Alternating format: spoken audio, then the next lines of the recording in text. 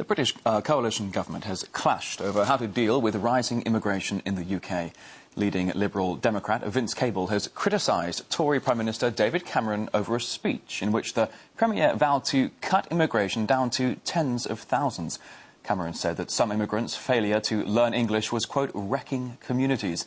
Now it comes as member states in the EU are locked in a battle over the deluge of North African migrants seeking refuge in Europe. Let's now cross live to London and speak to Nigel Farage, leader of the UK Independence Party. So David Cameron has been accused of, quote, stirring up extremism by a senior cabinet colleague over some of his immigration plans. Do you think his remarks were too strong here?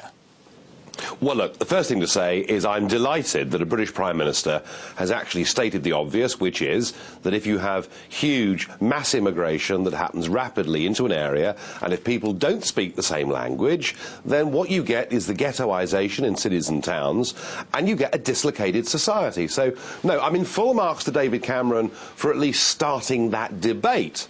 Now, Vince Cable is a bit of an old dreamer, an idealist, and he thinks all immigration is absolutely wonderful and we should never criticise it at all. I'm sorry, Mr Cable, but you're the one that is hopelessly out of touch. Only 4% of Liberal Democrat voters think that a net increase of the British population by immigration of 250,000 people a year makes sense. So Cable is completely out of touch. So look, David Cameron, he started this debate.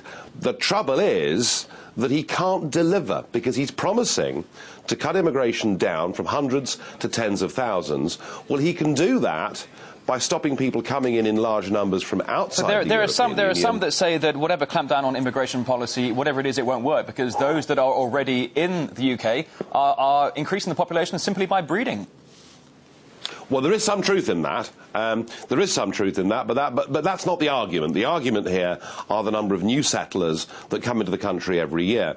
And because we're part of the European Union, we have total free movement of peoples within that union. Now, since 2004, since Poland, Lithuania, Latvia, and now Bulgaria and Romania have joined the union, they are very much poorer countries. Most of them learn English as their first foreign language, and we've had a huge number of people from those countries come. So you talk about the spillover of people from these countries coming across the borders now as part of a big European neighbourhood. But what role do you think the EU should do in resolving what many are calling a crisis? Is it powerless? The EU doesn't know what to do, because it's the individual member states that grant citizenship. So, for example, when Romania gives 1 million passports to Moldovans, those Moldovans with EU Romanian passports can go wherever they like. If Mr Berlusconi gives lots of Libyans passports, once they've got EU passports, they can go wherever they like. And the argument that we're making here in this country is that the United Kingdom is the most overcrowded country in the whole of the European Union. You only have to travel on the London Underground to realise just how overcrowded we've become. And the argument that I would put to Mr Cameron is, yes, let's have this debate, but let's not have the EU having open borders and free movement of peoples. Why don't we, in Britain, decide ourselves how many people come in every year? Now, when you talk about having a debate here, and there's a cabinet member accusing the British Prime Minister of inciting extremism here, it would seem maybe perhaps to some that in France, with the recently implemented burqa ban and arrests already being made with that France's burqa ban may be more inflammatory than simple immigration rhetoric from Cameron. Yeah, I mean, look, I think that Vince Cable, frankly, has made a fool of himself with those comments. It is a perfectly respectable and decent thing to talk about immigration numbers. Goodness me, we have an extra 3 million people have settled in this overcrowded country of ours since 1997. So I would ignore what Cable said. He's completely out of touch. He isn't doing much good as business secretary anyway. I can't see him lasting long within this coalition. So you're tipping your hat to Prime Minister Cameron here, saying that, you know, it was good for the comments he's made here on immigration.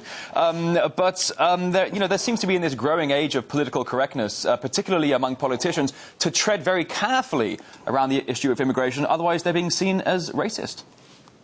Well, I mean, Cameron actually 4 years ago Cameron accused me and my party of closet racism for talking about the immigration issue. I'm pleased to see that politically he's matured and he's now making those same arguments himself. The difficulty David Cameron has got is he will now have raised expectations within this country that he as a Prime Minister is actually not just going to talk the talk, but he's going to walk the walk, he's going to deliver, and the point that I'm making is he cannot do that because we're members of the EU, because we have open borders, and because from May the 1st, our social security system will give people from Poland the same rights to unemployment benefit that we have.